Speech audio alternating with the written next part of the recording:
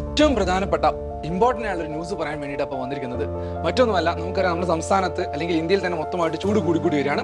അതിന്റെ ഭാഗമായിട്ട് ഇന്നൊരു മീറ്റിംഗ് നടന്നു. മുഖ്യമന്ത്രിയുടെ നേതൃത്വത്തിൽ ഒരുപാട് പേര് ചേർന്നുള്ള ഒരുപാട് കളക്ടർമാരൊക്കെ ഉള്ള ഒരു മീറ്റിംഗ് ആയിരുന്നു. അപ്പോൾ അതിൽ ഏറ്റവും പ്രധാനപ്പെട്ട ഒരു ന്യൂസ് എന്നുള്ളത് നമ്മളെ ബാധിക്കുന്ന കാര്യമാണ്. അതായത് കുട്ടികളെ ബാധിക്കുന്ന കാര്യമാണ്. നിങ്ങൾക്ക് എവിടെയെങ്കിലും ട്യൂഷൻ സെന്റേഴ്സ് അല്ലെങ്കിൽ ഓഫ്ലൈൻ ക്ലാസ്സുകളൊക്കെ ഉണ്ടെങ്കിൽ ഓഫ്ലൈൻ ക്ലാസ്സുകൾക്ക് വലിയൊരു നിയന്ത്രണം ഏർപ്പെടുത്തിയിട്ടുണ്ട്. അത് പാരലൽ കോളേജുകളും പ്രൊഫഷണൽ കോളേജുകളും എല്ലാം തന്നെ ഉണ്ട്. അപ്പോൾ നമ്മൾ സ്റ്റുഡൻസ് ആണല്ലോ, മീൻസ് 8, 9, 10 പഠിക്കുന്ന ഹൈസ്കൂൾ മക്കളാണല്ലോ. അപ്പോൾ നമ്മളെ ബാധിക്കുന്ന എവിടെയെന്ന് വെച്ചാൽ, നിങ്ങൾ പാലക്കാട് ജില്ലക്കാരാണെങ്കിൽ പാലക്കാട് ജില്ലയിലെ സ്ഥാപനങ്ങൾക്ക് നമുക്കറിയാം ഹീറ്റ് വേവ് ഏറ്റവും കൂടുതൽ ബാധിച്ചിരിക്കുന്നത്, സമ്മർ ഏറ്റവും കൂടുതൽ കഠിനമായിട്ടുള്ളത് പാലക്കാട് ജില്ലയിലാണ്.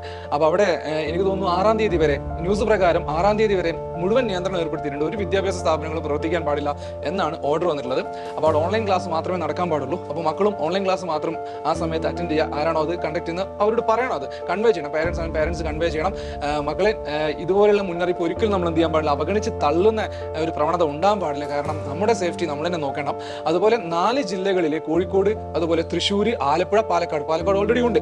ഹീറ്റ് വേവിന്റെ മുന്നറിയിപ്പുണ്ട്. വരും ദിവസങ്ങളിൽ ഹീറ്റ് വേവ് അഥവാ ഉഷ്ണതരംഗം ഉണ്ടാകും. ക്രമാതീതമായിട്ട് ടെമ്പറേച്ചർ, താപനില കൂടുമെന്നുള്ള ഒരു മുന്നറിയിപ്പ് കൂടെ ഉണ്ട്. അതൊന്നും ഒരിക്കലും അവഗണിക്കാൻ പാടില്ല. അപ്പൊ അതിന്റെ ഭാഗമായിട്ട് മുന്നേ ഒരു നിയന്ത്രണം ഏർപ്പെടുത്തിയിട്ടുണ്ട്. എന്തെന്ന് വെച്ചാൽ 11 മണി മുതൽ 3 മണി വരെ എല്ലാവർക്കുള്ള നിയന്ത്രണമാണ്. പുറത്ത് ഇറങ്ങിയിട്ട് വെയിലത്ത് നടക്കാൻ പാടില്ല എന്നതിനോടൊപ്പം ഓഫ്ലൈൻ ക്ലാസ്സുകളൊന്നും തന്നെ നടത്താൻ പാടില്ല എന്നൊരു നിയന്ത്രണം കൂടെ ഉണ്ട്. അപ്പോൾ ആർക്കെങ്കിലൊക്കെ ട്യൂഷൻ ക്ലാസ്സിലൊക്കെ 11 മണിക്ക് ശേഷം ഉണ്ടെങ്കിൽ അതൊക്കെ നിങ്ങൾ തന്നെ പാരൻസിനെ കൊണ്ട് റിപ്പോർട്ട് ചെയ്യിക്കണം. പാരൻസ് പറയണം, ഇങ്ങനെ നടത്താൻ പാടില്ല, മക്കളുടെ സേഫ്റ്റിയാണ്. എന്തെന്നെ പറഞ്ഞാൽ മക്കൾ അപ്പോൾ പുറത്തു വിടാൻ പാടില്ല. അപ്പോൾ നിങ്ങളുടെ കാര്യം മക്കൾ തന്നെ നോക്കണം. വെക്കേഷൻ ആണെന്നും പറഞ്ഞിട്ട് വെയിലത്തൊന്നും ഇറങ്ങി നടന്നിട്ട് നമുക്ക് ഹീറ്റ് വേവും സൺബേണൊന്നും ഉണ്ടാവാൻ പാടില്ല. നമ്മുടെ സുരക്ഷയാണ് നമുക്ക് ഏറ്റവും വലുത്.